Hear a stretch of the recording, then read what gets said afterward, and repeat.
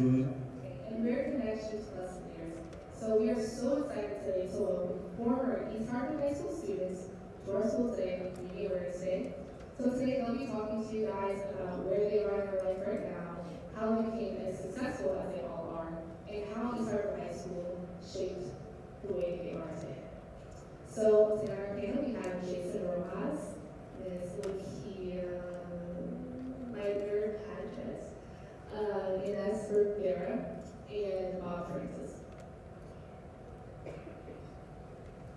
Alright, so without further ado, you guys could give these following people in our panel your undivided attention.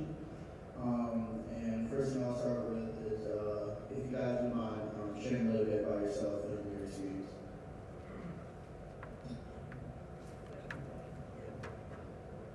Hello. Can you guys hear me here? Yeah. Perfect. Good morning, everybody. My name is Jason Rojas. I'm class of 1994 here at East Hartford High School. Career-wise, right now, I currently work in higher education. I've worked in higher education for 20 years. So I work at Trinity College in Hartford, where I'm the Chief of Staff for the President and Executive Vice President for External Affairs. So in that role, I essentially support the President in running a college, which is no small endeavor. Really, really complicated process. Small college, small liberal arts school. We have about 2,300 students, but we also have some of the best students from around the world. We get 6,000 to 7,000 applications a year to come to Trinity. We accept about 500 students every year. So really, really competitive.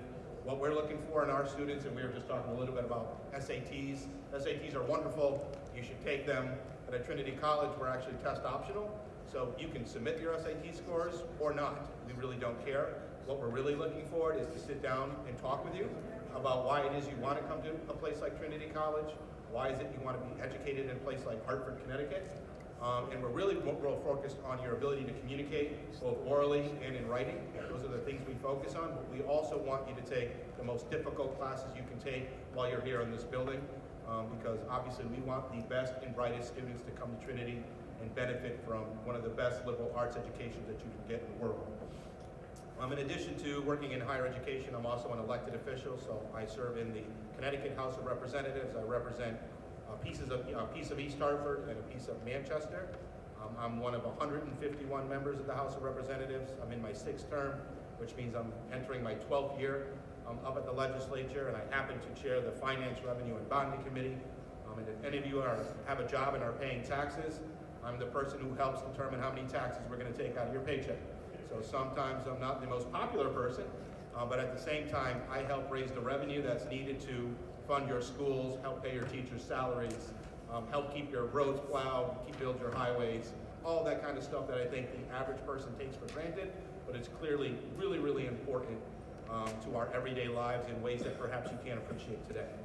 A little bit of my personal story. I grew up here in East Hartford. I went to Silver Lane, went to East Hartford Middle School, obviously went here to the high school, and always like to tell the story that I met my wife here in the hallways of East Hartford High School. So be nice to each other, because I'm sure you're not thinking about it now, but one day you could end up marrying somebody in here, so be really nice to each other, because eventually you might live with that person for the rest of your life. And that's particularly important for the boys in the room, the young men in the room. Girls rule the world after you become an adult, so really be nice to them.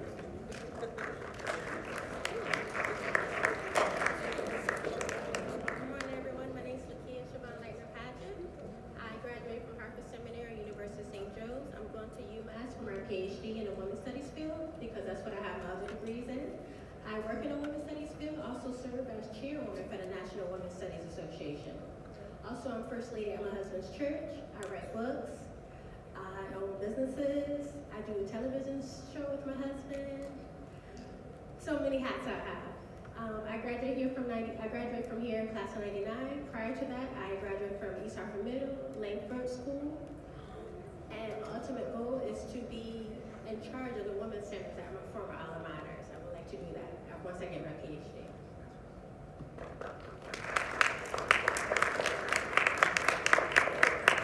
Hi everyone, my name is Inez. I am the class of 2007. I currently work at Central Connecticut State University. I advise student athletes on campus. So I work primarily with our men's basketball program, our football program, and our women's lacrosse team. So I am a military brat. I was born in Germany. My family's from Puerto Rico, so we lived in Puerto Rico for a few years. Lived in South Carolina and then came to Connecticut, where I graduated from middle school and I graduated from high school here. So graduated from CCST with a major in sociology, and I have my master's degree in counseling. I found out that I really loved working with college students, so that's what I'm doing now. While I was at East Hartford High, I was a quiet student my first few years, and then my junior year, I became the captain of the volleyball team, so that was really exciting. Played volleyball here, and I was also on student council. So it's always nice coming back. Today is actually my day off. I should be waking up and having breakfast right now in my pajamas, but I'm here. I love to come back to East Hartford High and share my story and just meet with the students and just give back to the community that really shaped who I am today. So I'm excited to talk to you guys, share our stories, and if you have any questions, feel free to ask. Good morning, my name is Bob Francis. I graduated about over 40 years ago from Penny High School, because it used to be called Penny High School. We had two high schools. Your parents may remember that. So I work for a company called Paradigm Precision in Manchester. I'm the Vice President of Operational Excellence. I go all over the world with our different businesses to try and improve the businesses. I started work at Pratt Whitney here in East Hartford, worked there for about 30 years and did some other jobs in various places. My experience here at what was then Penny High School, it was a difficult environment. We used to have to go to school at 7 o'clock in the morning. They had double sessions because they were building the middle, which we used to call the media center in Penny High School at the time. So one of the reasons that I'm here is I saw the 60 Minutes episode with Ray Dalio here, and I recognized the media center and said, oh, that's interesting. It's our old school. And I thought his wife and he are donating $100 million to the state of Connecticut to improve education. So as part of that, I went to Donors Choose and I started donating money. So every payday, I donate more than I actually started making when I was probably your age, going to work at Pratt Whitney, to different programs. I grew up in East Hartford. I lived on Manor Circle off O'Connell Drive. I went to O'Connell School. I went here at Penny. My wife graduated here also. She was a freshman when I was a senior. I didn't really know her. I used to read about her because she was a really good tennis player. She won the first singles state championship here in tennis back in the day, before most people here were born. But I'm hoping we can shed some light and give you guys some ideas and motivate you, all right, to do a good job in school and utilize your time well. And we have a bunch of questions, and we have some great people here to give you some insight. Their insight's probably going to be more valuable than mine, because I can talk about my kids going through what they've gone through. But I will tell you, having gone through the school here, it's a window of opportunity. I did some mentorship at Hartford Public High School for UTC, and there was a high dropout rate, and the kids, you need some direction. You need to talk to people who have been through what you've been through, and hopefully we can give you some value in the discussions we're having this morning.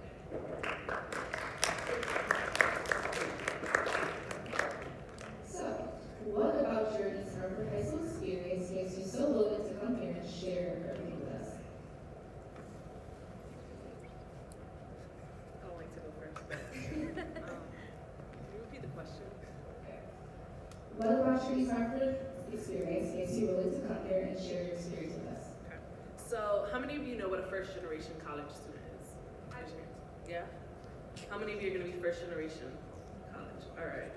So, first generation means you're the first in your family to go off to college. So that's my story. I'm a first generation college graduate. So as a student at East Hartford High, I really challenged myself by taking college prep classes and getting involved in college.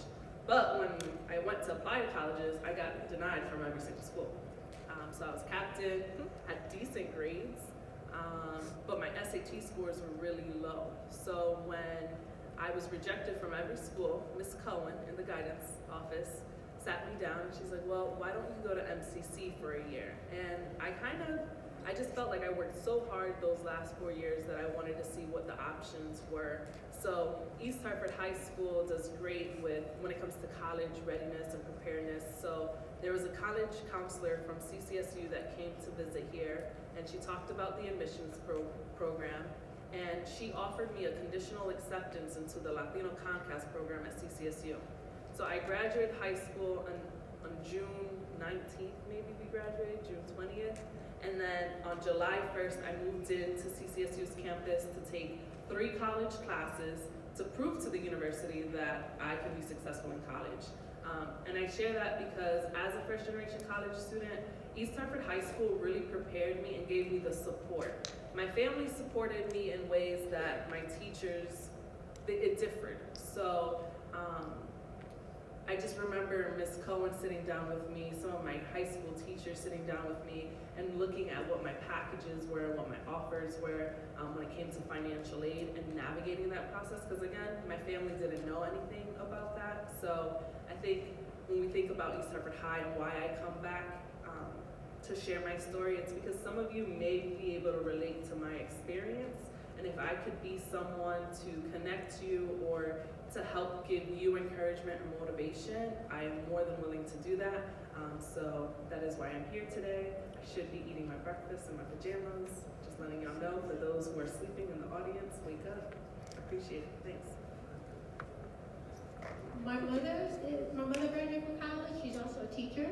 So even at home, I had the confidence that I needed, especially when I came here as a student as well. All my teachers gave me the confidence that I already had at home. So that gave me the cockiness, you might call it. But you need it in life, because in life you're gonna have people that don't want what's good for you, I'm just gonna let you know before you get out in the world. You have people that's gonna hate on you, you know that word. But you have to just, do what you have to do for yourself and ignore those people. So the reason why I come back to my old school is because I was in your shoes once, and I just, back then I wanted people to encourage me. They were there for me. So I want to let you know that I'm there for you as well. If you have any questions or need any guidance, I'm there for you as well, because I was once in your shoes.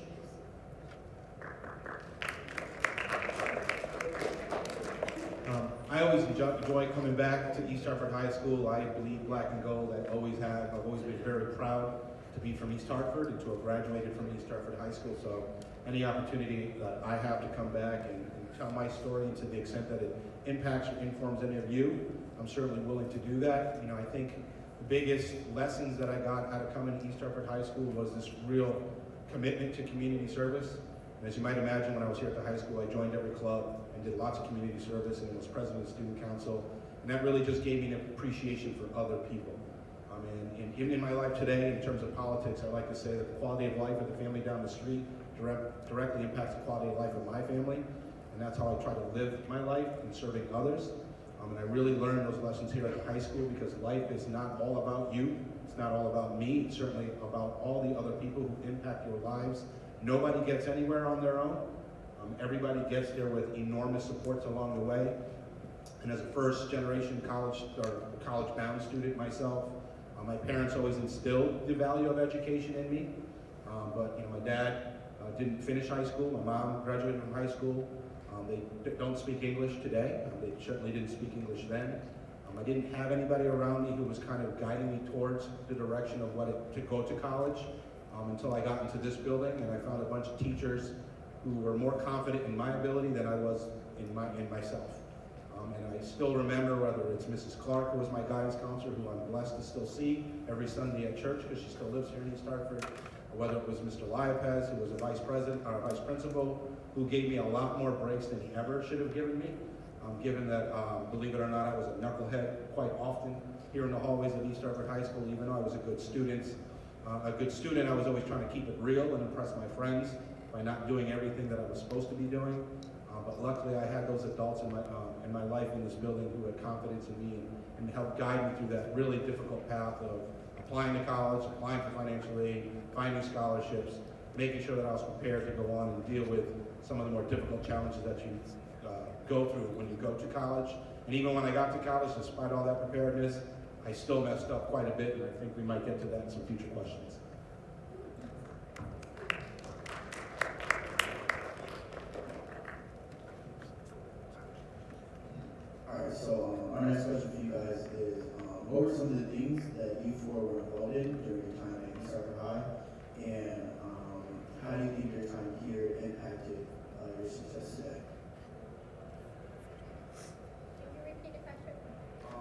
So what were some of the activities, or what were some of the things that you guys were involved in during your time at East Hartford High, and how did your time here affect your success today?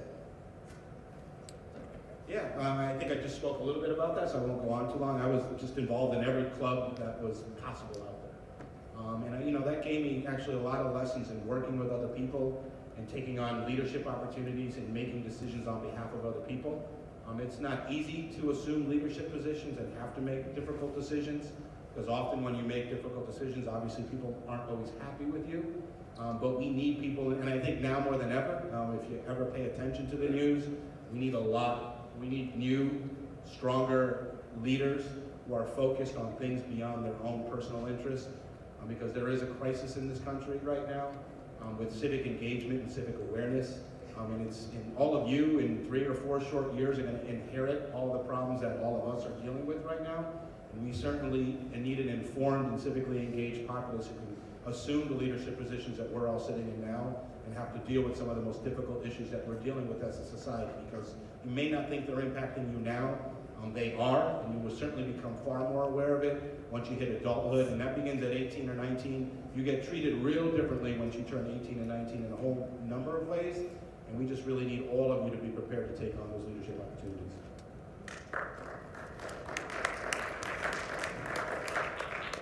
When I was a student here, I was in volleyball just because I don't like sports, but I played volleyball and I stunk at it. I stayed on the bench doing my homework. And also as a peer meeting, I really enjoyed that part of me. But my time in those 2 organizations helped me prepare for college, where I did establish 2 clubs. I established a nonprofit sisterhood and also the National Women's Studies Association. Let's see, what was it? It was like this high honor society for that field, because that was my major back then. So that's why I credit East Hartford High. My time, in the clubs helped me prepare for my college time, preparing for my clubs they were establishing. So for me, like I mentioned, I was on the volleyball team. So it was my freshman year. It was like 2 weeks before school started. They had tryouts, and they mailed us a letter home, and it was either the drill team or volleyball. And the drill team scared me. It's like you had to dance in front of people. Do you guys still have a drill team? Yes, we do. Yeah. Are there drill members here? Right here. Yes. Kudos to you all, because they dance. They do all this stuff in front of the football games and stuff, and that scared me. But I knew I had to do something, so then I joined volleyball. I have a heavy hand, so I hit the ball across the net, and it worked out for me. So by my sophomore year, I was playing in varsity games, and then my junior, my senior year, I was the captain of the team. And so with that came responsibilities, being a leader, encouraging my teammates. So all of those skills I learned, but while I was here, I didn't really think I was learning any skills. And then when I got to Central and I became a student leader on campus, I could reflect on some of those skills that I learned as the captain of the volleyball team. So I will say that I was a really, really quiet kid at East Hartford High. I was shy. English is my second language, so I struggled sometimes in the classrooms, but my experiences here, getting involved, doing student council, just helped me learn some of those skills that I needed to be successful in college. Even though college wasn't a smooth transition, I had some of those skills. Being a Hornet means that you have to deal with adversity. It means that you have to deal with people from different communities, diversity, inclusion. So all of those things, y'all are probably looking at us like, what are you talking about? I promise you, in 5 years, 6 years, when you're in college and you're entering the workforce, you're gonna think about these experiences and you're gonna know that it shaped you to be who you are then, so. So it was a long time ago when I was here, and hello Pat Cohen, I see you in the back. Ellie's mom. So I played basketball and I ran track. So when I came into East Hartford High School, well, it was Penny High School at the time, I was on the freshman team, but I was also on the junior varsity team. So we had double sessions, so I had to come in, go to school, and then I usually walk down to Friendly's, which was down near that direction there, and come back for junior varsity practice. And then at night, I'd eat Popeyes because my mom was tired of making meals meals for us at different times. So I sort of learned to manage my time because there's a little bit of hardship, and we did that for a couple of years. I think Mr. Liapez was the junior varsity basketball coach. He really knew nothing about basketball. He was a good baseball coach. If he was here, I'd tell him that. So we had a pretty good basketball team, and we used to compete with East Hartford High School. But I think that experience of that screwed up schedule and trying to manage your time forced me to try and manage time better. And when would I study? And like I told the previous group, if you're a basketball player, when you were at Penny High School, you didn't let anyone know you studied. Okay? It wasn't cool to get good grades. We were not the type of kids who were involved in all the clubs. Okay? We played a sport. Okay? We weren't one of the, so you're either a nerd, a jock, or a head back then. A head was someone that smoked weed all day. A jock that played sports. And a nerd would be ones that studied. So you wouldn't let anyone know that you're studying, even if you got good grades. You never let them know you got a good grade. That was just the peer pressure at the time, right? And to me, playing in sports, you get a lot of visibility, so people know who you are. I was a good kid. You know, most teachers back then, I used to tell people I could shoot someone in the hall. I'd have 10 teachers line up and say, "There's no way Bobby Francis ever did that," or Tommy Francis, my brother, right? We had a good reputation, and it was interesting. A lot of my friends, I grew up we went to school at O'Connell School, you know, down off of O'Connell Drive.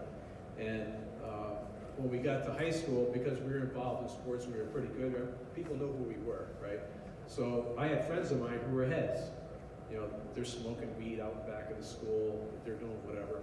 And I kept those friends, right? Those are my friends. And there was peer pressure from the teachers, actually. What are you doing with that kid? You know, no, that's a friend of mine. Well, you know, that kid got involved with this or did this. And they were all friends of mine, right? So I think trying to understand, once you got to high school, everything got spread out. You know, you didn't see people as much. And I think the sports helped me to stay focused. It occupied some of my time. I had another experience here 40 years ago. I was on this stage speaking to a large group that filled this whole auditorium. And there was a teacher I had named John Larson. John now is a congressman. He was our history teacher, okay? And John talked me into doing this Youth in Government Day. You run for office. And he said, if you and your friends do this, I'll give you an A in the class. So, I admit that now. But, so we said, well, what do we have to do? Well, you speak in front of people. And I said, I don't know if I'm good at speaking in front of people. So we ended up doing it and we won. So interesting story. The Hartford Current comes to the school to interview a group of us. They ask us a bunch of questions. One of the questions was, there's a guy named Dick Blackstone who was the mayor of East Hartford at the time. And they said, he wants the town to buy him a car because he has to drive all around. So I said, if I was making as much money as him, I'd buy my own car. So we laughed. We thought it was funny, right? So we're joking around. Next day, the paper comes out. There's a picture of the group of us. It says, student mayor successor says mayor should buy his own car. So I come back to school and I said, John, what the hell? He starts laughing. He says, hey, this is Bobby. This is politics. And I said, well, this is bullshit. Why would they take that one thing I was just kidding about and put it in the newspaper? So now John's a congressman, and he's done very well for himself. And he was a teacher here. He grew up in Mayberry Village. And his brother Timmy was the mayor of East Hartford at one point. You know, I know Timmy pretty well. So I think these different things that happen, don't be afraid to participate in whether it's a club or some event. I think it's great that you're going out and I see the kids out there raking and cleaning up people's yards and things like that. The company that I work for, we have a community day in Manchester, Paradigm Precision, and we go and may paint someone's house who's, you know, not able to do it, or help people who can't help themselves, I think is important.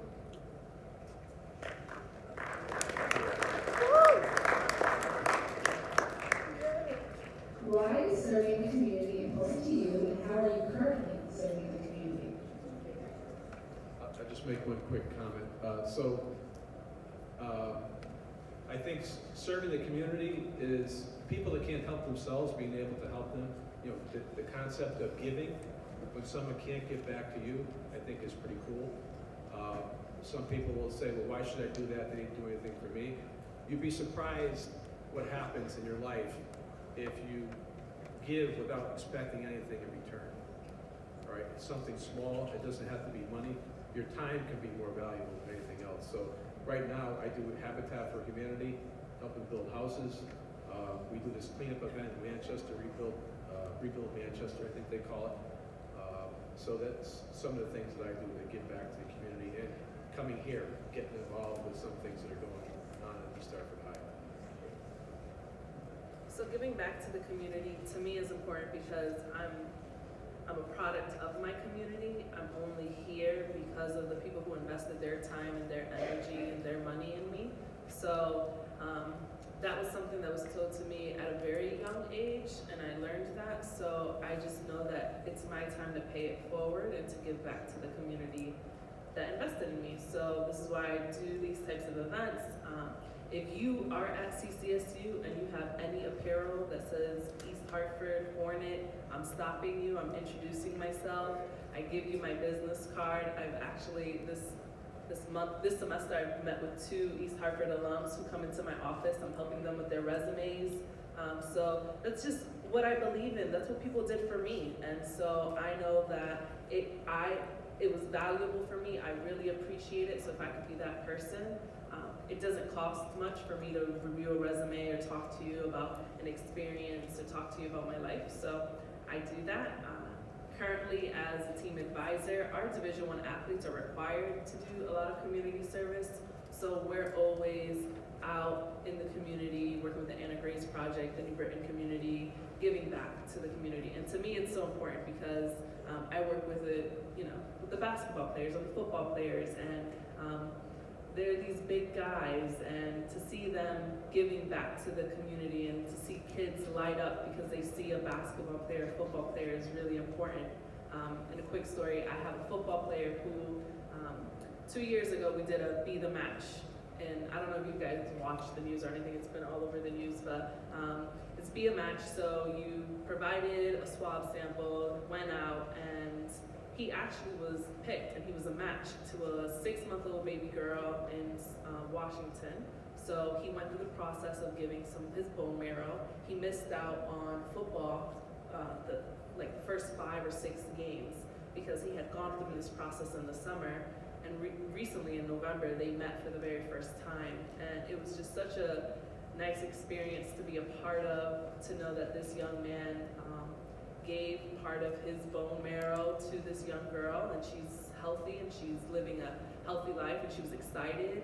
And what was really cool is that he had the game-winning sack in overtime that game, and we won. So we are off to the University of Albany on Saturday, where they will play for part of the championship game. They won our conference championship. So again, it's something that he did to give back without an expectation. He didn't get paid for it. So yeah.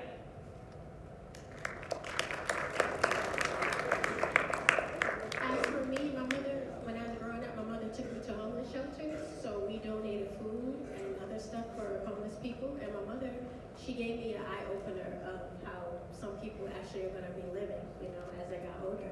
So even now that I'm an adult and I'm successful, I work with people in the homeless shelter. My husband, church, we do a lot of giving to the homeless shelters. We also do blessing bags for women, in the homeless shelters, and we give clothing and so forth. Also, food we donate as well as part of our church service. And even in college, we did like Mercy Day, and we would go to churches, or we'll do like a cleanup or whatever we wanted to do, just give back to the community. So that's why I give back to the community, because my mother taught me early on how important it is to help someone who can't help themselves.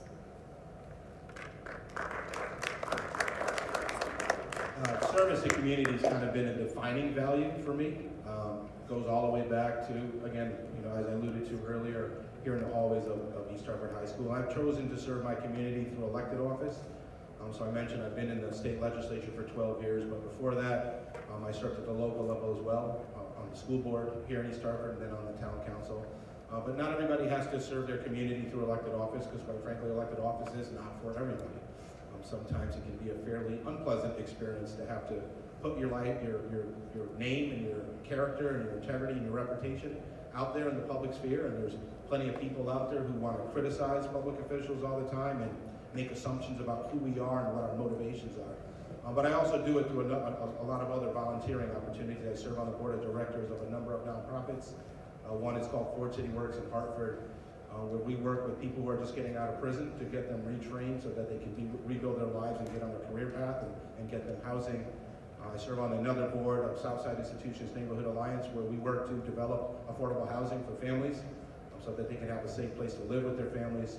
I serve on the board of directors of the Manchester Community College Foundation, where we raise money for scholarships. Right here in East Hartford with Mr. Reed. I know Mr. Reed has been around, there he's in the back of the room. We recently started an education foundation, an alumni network here in East Hartford, where we're raising money for scholarships for all of you to have access to in 3 years when you begin your journey in higher education. I just really think it's important to give back. I've been blessed and privileged, even though I didn't grow up with much in terms of economic resources. I certainly had the support of loving parents and loving brothers and sisters in my family. So while we didn't have a lot of money, we did have a lot of love. And I think it's important to pay that forward to the people who are coming up behind you, because as I said earlier, the quality of life for the stranger that you do not know impacts your life directly, and someday will impact the lives of people you care deeply about. So it's important to take advantage of the opportunities you have, pay it forward, and give back to the communities that have supported you in ways that you can't even imagine or appreciate today.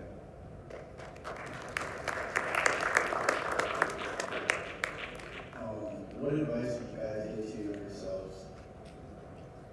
What advice would you guys give to your younger selves? Advice I would give to my younger self, even though I was a good student, I would advise myself to take even greater advantage of the opportunities that you have before you up in this building. Something I would always tell people, I'm a voracious reader. I read a lot. I've always been known for reading. I started reading newspapers when I was like 9 years old. But I tell you, spend even more time reading. It's not just the act of reading that's important. It improves your vocabulary and your ability to communicate. It certainly broadens your capacity to analyze difficult situations. It makes you a smarter person. You know, I recommend everybody read a newspaper.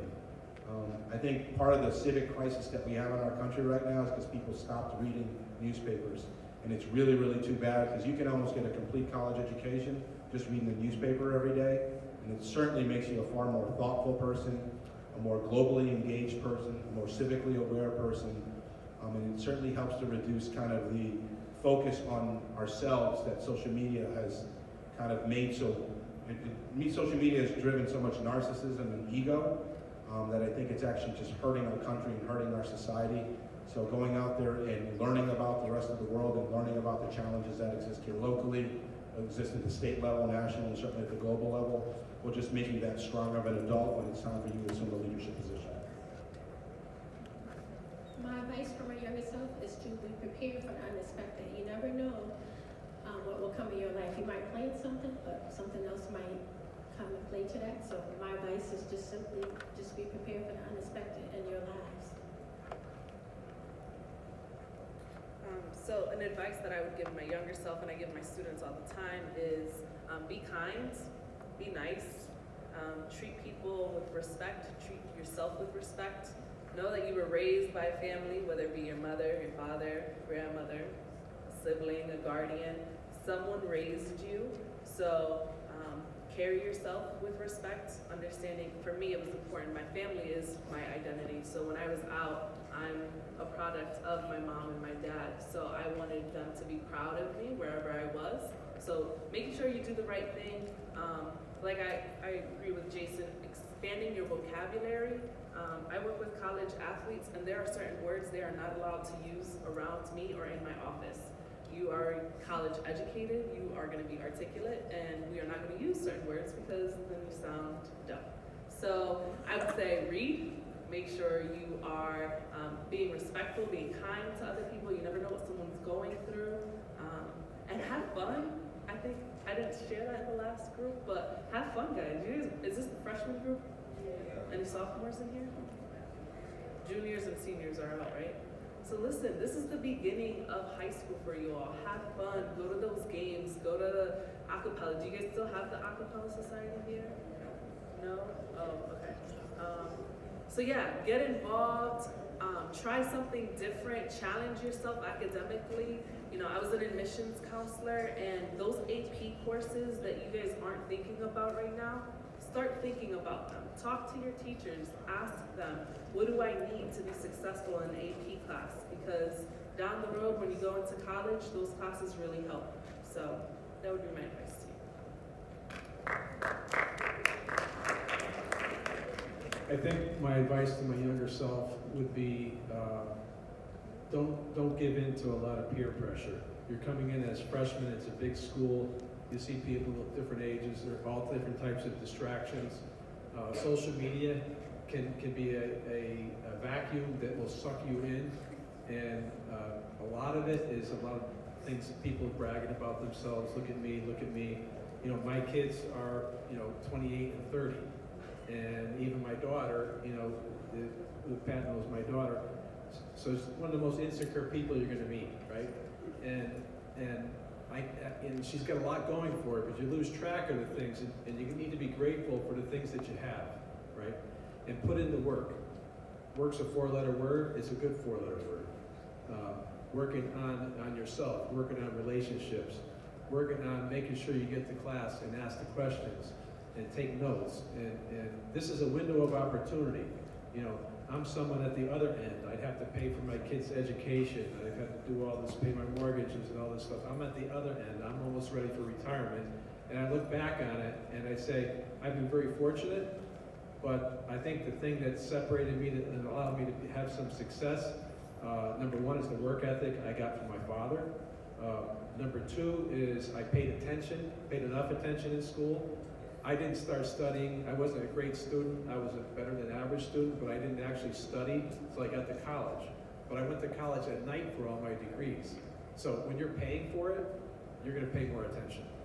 So I think it's important, the vocabulary, the thing we keep emphasizing, the words you use, people are going to make a judgment on you. You use one word out of context, you have an email with a bunch of words misspelled, the grammar is not correct.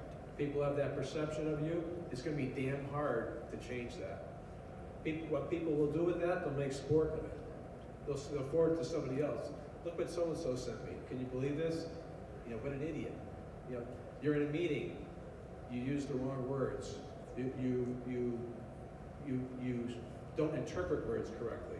In the previous group, I mentioned just a little thing that I do, I've done since I started studying when I finally got to college, was in the back of my notepad, I would put down words that I hear that I don't know what they mean. And when I got to college, it was the first time, I'm not leaving that class. If there's something I don't understand, the teacher said, I'm raising my hand. In high school, Bob Francis would be the last person to raise his hand. He's not saying anything. I could be so lost, there's no way for me to even recover out of it. I would go back and talk to the teacher, raise your hand, ask the question. Okay? Your parents are paying taxes to pay for everything that we have here. Your teachers are want to make you educated so that you can be a competitive person out in the workforce. So show some respect for them. Do the work, right? If you don't do homework for a certain period of time, you're not going to catch up in the class. In college, you may drop the class, but you're paying for it. So things count now. You're a freshman in high school. Pay attention to the people who are doing the things that you want to be doing. Sometimes it's going to be against some of your peers or your friends, but these are the things you have to do to be successful. You'll look back when you get to be in our situation and say, thank God I actually got through that class, or I asked for extra help, or I went to see the guidance counselor to understand, hey, I'm interested in this, what should I be doing? The previous group I mentioned natural abilities testing. So in this school I went through an ASVAB test. It's a natural abilities test for the military, right? So I took this it was some type of class understanding what you want to do in the future. And natural abilities, I'm a big believer in natural abilities. They used to have something called a Johnson-O'Connor test that would test natural abilities. There's other tests that do that. Find out what you're good at, and my younger self, the classes that seem to zip by, other than gym class, right? I didn't count that. But the classes where you go through the class and, it's already over, you may say, I never have a class like that. There's always one or two classes You go through the class, and at the end of the class, you're, oh, it's already over. That's an indicator. That tells you there's something about that class and what they're talking about that fits with you, what your natural abilities are.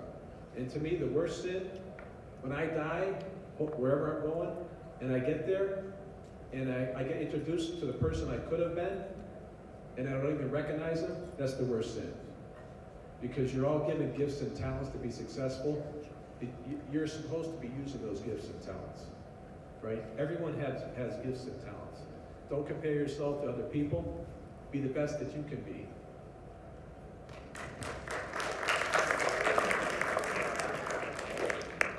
Did you ever have a setback that you learned from? If so, how did you overcome it?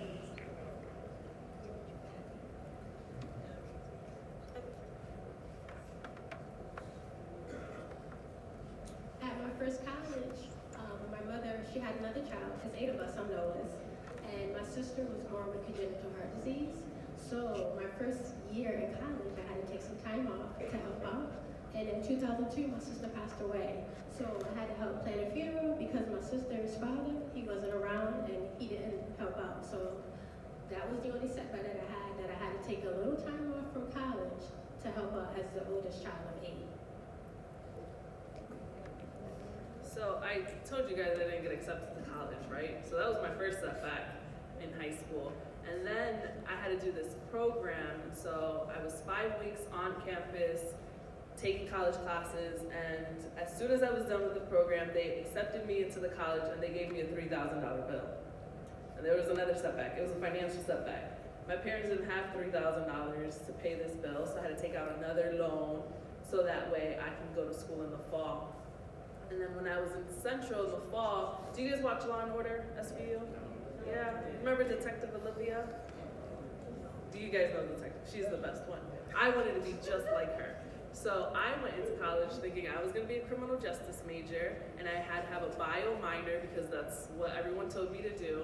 And then I took this bio class and they wanted us to dissect a pig. And I said, let's pause. I don't know if I can do this. Then I had to take a law enforcement class and they had us do a ride along with a cop. And it was a midnight shift, and I realized I'm scared of the dark. Any noise was freaking me out. And it was boring. Like, all you do is sit in a car and you drive around, and then you have to check in on the drunk college student. And that was not what Detective Olivia did. So my freshman year, after I took out all these loans, had no idea what I was gonna major in. So that was a setback for me. Again, as a first generation college student, I really didn't know what to do. My mom wanted me to be a teacher because that's all she knew as a career path. So those were some of the setbacks that I had, but overcoming those, I remember going to the classes and learning different things. While I was at Central, I had a personal setback my freshman year. They printed a comic strip in the school newspaper, and it was about a young Latina girl getting peed on. Right? That's not funny. There's no comedy in that. And so it kind of pissed me off. And I remember sitting in classes and everyone was talking about it, and I was struggling internally. I didn't really know why it was bothering me, but I knew it bothered me somehow. And as I was walking to my next class, one of my peers said that there was a protest going on. But again, y'all, I took out money to go to classes, so I'm like, I'm gonna meet you after class because I just took out a $3,000 loan to be here. So I went to class, and during that class, they kept talking about it, and that kind of just sparked an interest. And so I learned that I like talking about race, class, gender, oppression, social justice issues, and stuff like that. So thankfully, they have a major that was very similar to that, and it was sociology. And I loved the classes.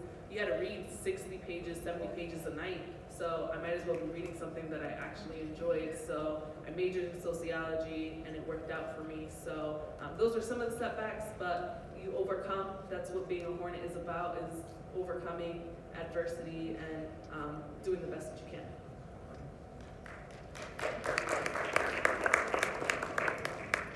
My setback was my entire freshman year of college, unfortunately, in that, I was a good student, a bright student here in high school, and I got to college, and I thought I could kind of breeze my way through college, sort of the way I did through high school. I got caught up in kind of the social life. That is an important component of going to college, but also a very dangerous one if you don't, if you're not able to strike the right balance between social life and your academic life. So, you know, I was taking difficult classes. All college classes are fairly difficult. I thought I could just cram all the reading in the night before a test. I didn't think I needed to go to every class. And I learned very, very quickly that freshman year how wrong I was about all the assumptions that I was making about the decisions I was making and how you approach your higher education. And you know, it was really embarrassing for me. It's embarrassing for me even 25 years later to talk about this, because certainly the teachers in this building knew what I was capable of. My parents worked their tails off so that I could actually go to college. And here I was acting a fool and taking advantage of the incredible opportunity that had been given to me, because I was more concerned about just simply having fun and hanging out late at night and not going to class because it was easier to sleep in. You know, your parents and your guardians aren't there to wake you up and make you go to class. Your professors care about you, but they don't care enough to go into your dorm and wake you up and make sure you go to class. So those are some of the mature decisions that you have to make very quickly at 18 and 19 years old that have serious ramifications for the rest of your college experience and certainly for the rest of your adult life if you're not able to turn it around. And clearly I was able to turn it around by just making the tough decision to not hang out, despite that peer pressure that exists on a college campus to want to hang out, because there's all sorts of distractions away from the things that you're really there for, which is to learn, which is to read, which is to do your homework, which is to study for the exam so that you can prove you're worthy of actually earning a college degree.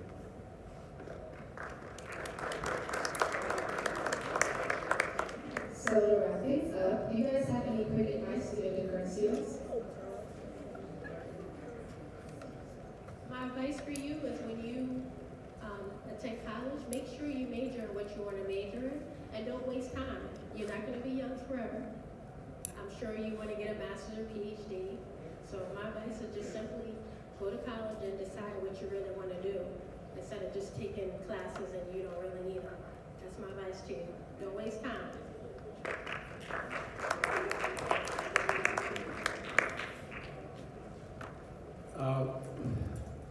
My advice is everything counts.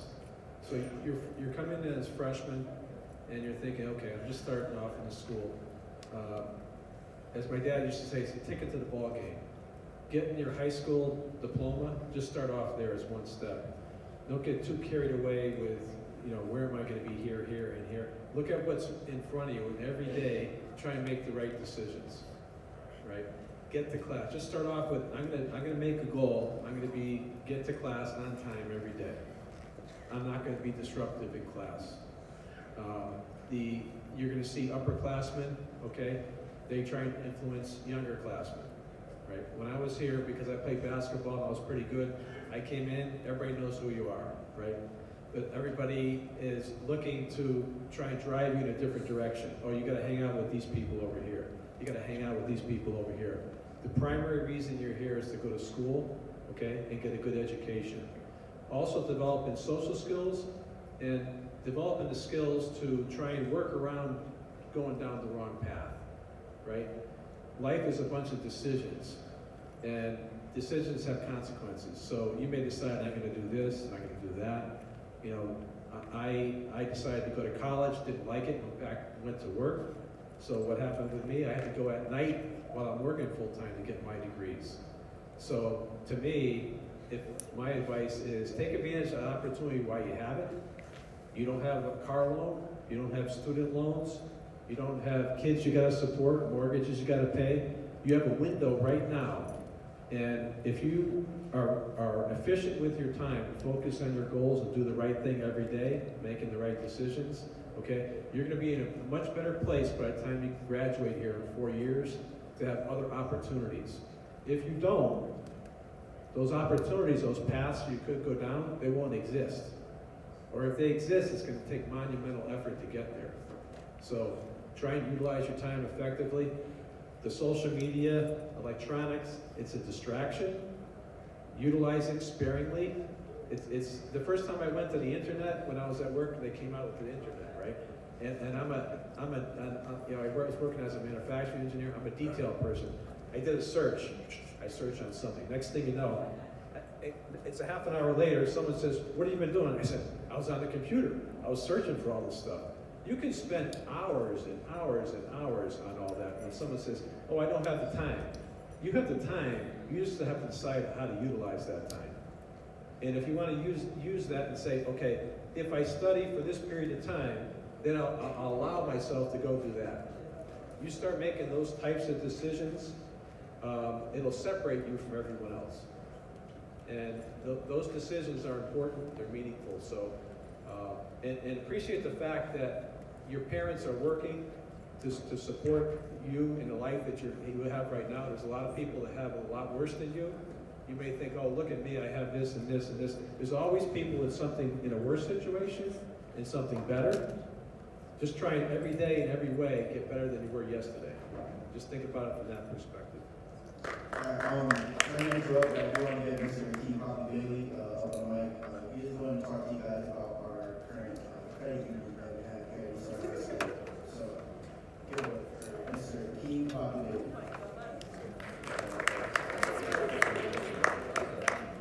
Good morning, everyone. I just want to talk to you about the credit union. It's located in the 130 hallway. We're here from Tuesday, Wednesday, and Thursday from 10:45 to 2. You can open an account with your parents' permission. All you need is at least $6. You can start saving for whatever you like. Thank you.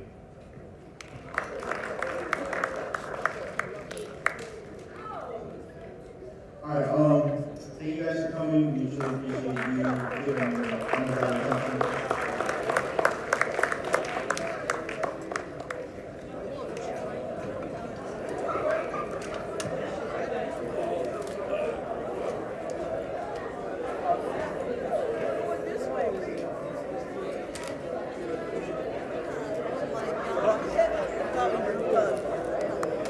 Oh, they were recording.